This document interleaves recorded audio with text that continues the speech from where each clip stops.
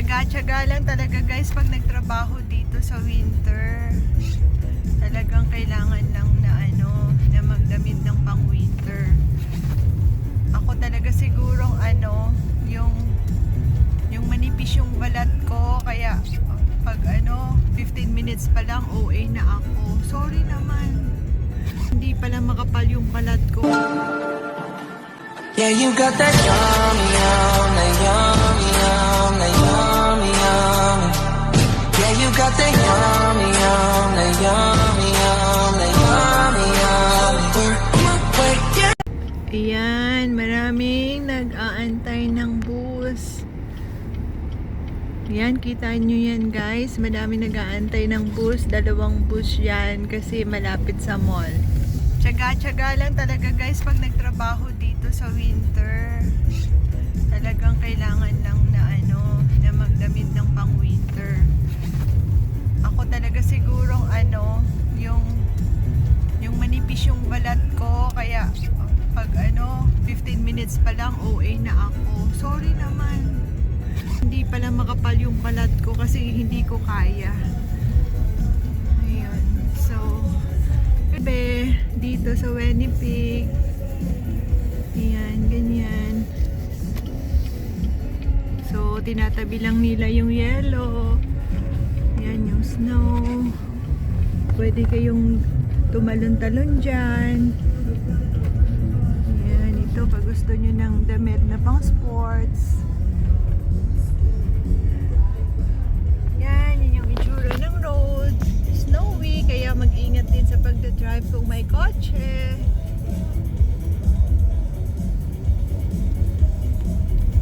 Punta kami doon. Yan, sa grocery na yan. Pwede rin kayo mag-grocery dyan. Walmart. Punta kami doon sa Petland.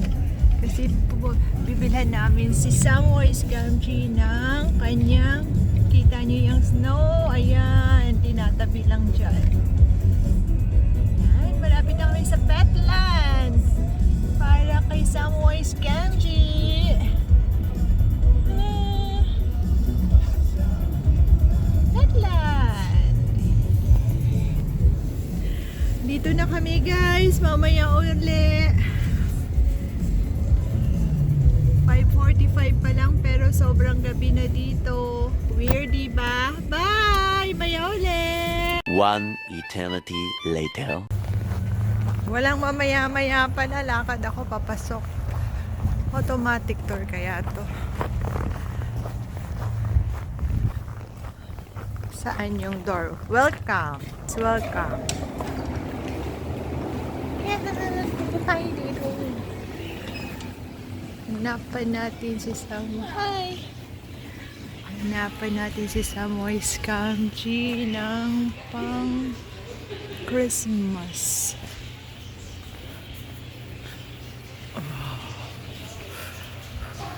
Woo!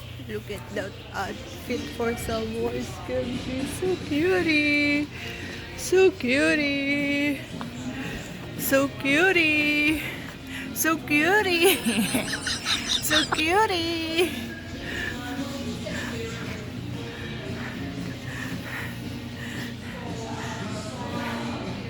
That's so small, Han. I don't know. Like, This one, how much is that? too much.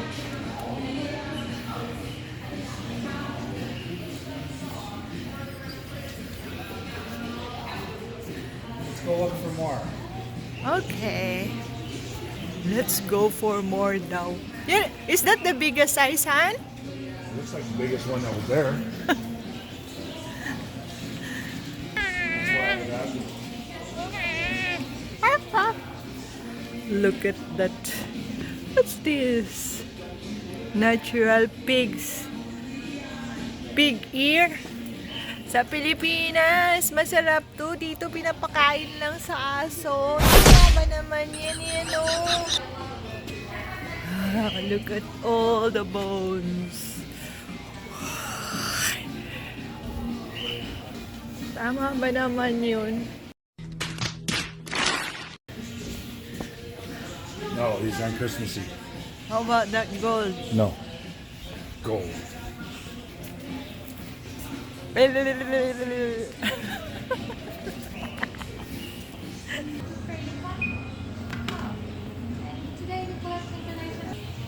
Nagbabayad na siya guys. Alis na ako.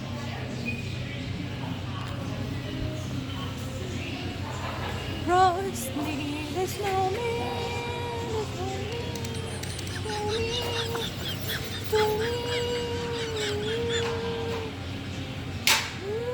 Santa Claus. Why snowman is bigger than Santa Claus? So, dito ulit kami mag-stay guys sa Premier I will Best go Western and, Hotel. get a room.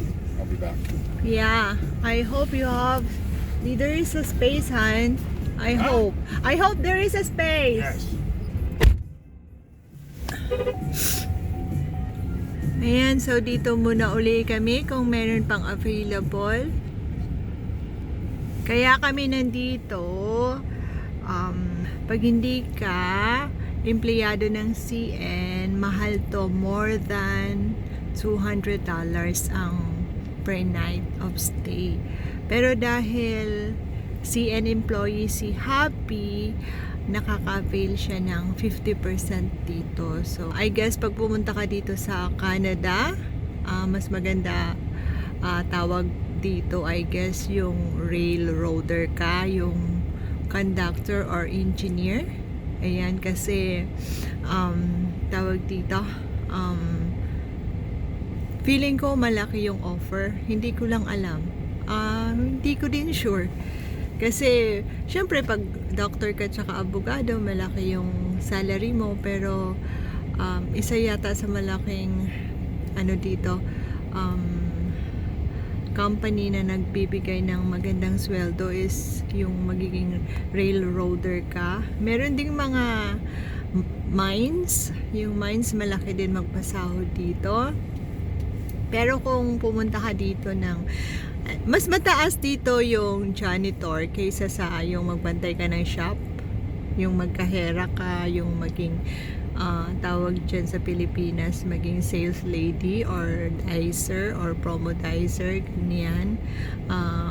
Mas mataas yung sahod ng janitor based to sa mga nakausap ko. Doesn't matter kung city or municipality, pero mas mataas pag nagtrabaho ka ng janitor dito kaysa sa, yun nga, yung maging sales lady ka.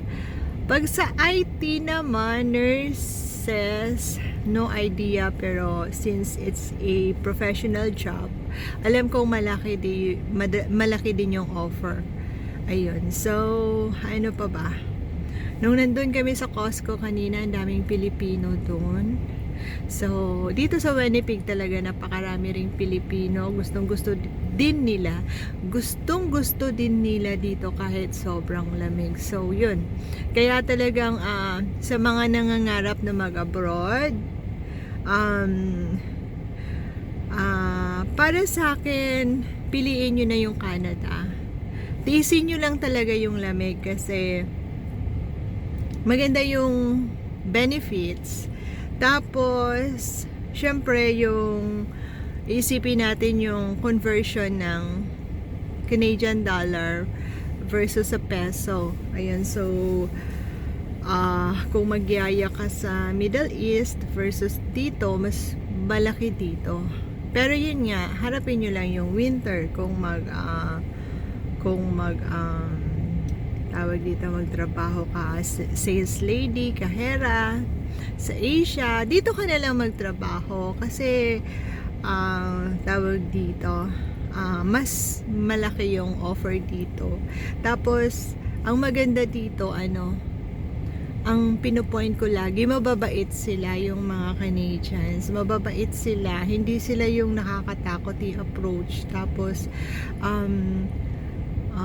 willing din silang tumulong sa'yo. Yung willing mag-assist. Kasi naranasan ko ayun. Siyempre parang minsan, magtatanong ka, paano ka, saan yung exit, yan. Sa airport pa lang, nung first touchdown ko dito sa Canada, hindi na ako na homesick kasi yun nga yung mga Canadians very approachable sa airport. Ayun, talagang aside sa maraming empleyado, napaka-approachable din ng mga Canadians. So yun yung gusto ko dito. Hindi ko sinasabing hindi talaga ako na homesick, pero nung pagbaba ko ng eroplano, tapos nung nandito na ako, hindi talaga ako nahihirapan kasi nga willing talaga silang tumulong sa'yo. Tapos yung mga questions nila, okay lang din, hindi sila mahigpit. Ganon, mas mahigpit pa nga talaga sa Pilipinas, lalo na pag sa mga vaccine card, mas mahigpit sa Pilipinas. Pero naiintindihan ko. Okay, naiintindihan ko bakit kailangang maghigpit. Kasi yun nga, marami kasing mga yung mga nakakalusot na mga illegal na mga tao. Ayun, so gusto ko yung mahigpit yung Pilipinas din. Yung US mahigpit din. Yung Canada mahigpit din. Gusto ko yung higpit nila kasi for security reason yun. Ayun, so wala akong reklamo pagdating sa Pilipinas kasi may tiyaga ako sa mga sa mga patakaran nila. Kailangan lang talagang sundin kasi pag wala tayong batas, kawawa naman tayo. So yun, wala na tayong laban, lalo na pag sa mga mayayaman, wala na tayong laban pag wala tayong batas. So pagdating sa batas, mahirap mayaman, pantay lang, ganon. Ayun lang. So thank you guys for watching, and mamaya ulit, bye!